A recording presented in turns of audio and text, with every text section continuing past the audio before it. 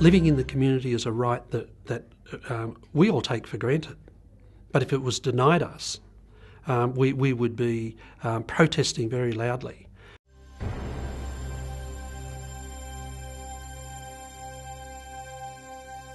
People with disabilities have been let down.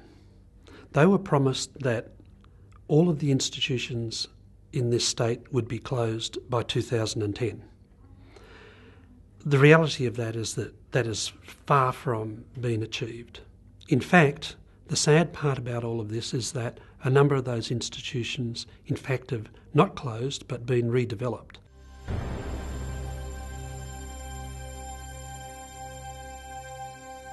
People say that institutions these days are not as bad as they were in the 60s and 70s and perhaps 80s.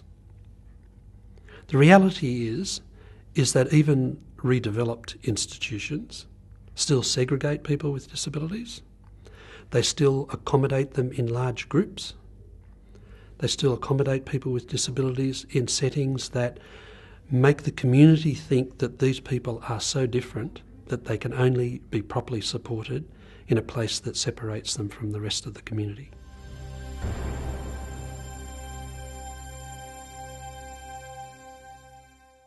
My second job was working in an institution.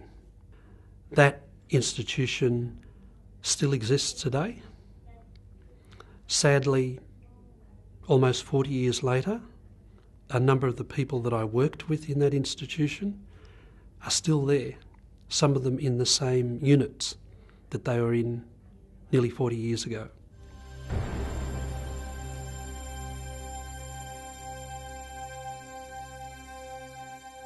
In New South Wales alone, over 1,300 people are still living in institutions. And by doing that, it's denying them the right to live with friends, chosen friends, in small family groups or friendship groups. It's denying them the right to bump into neighbours and to meet new friends, to do a lot of the very ordinary things that we take for granted.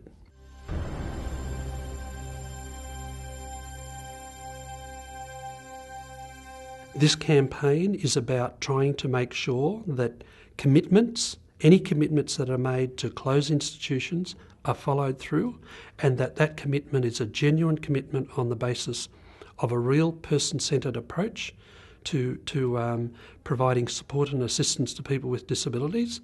And if that's the case, then we must make sure that governments don't interpret that as meaning they can still continue to redevelop these institutions.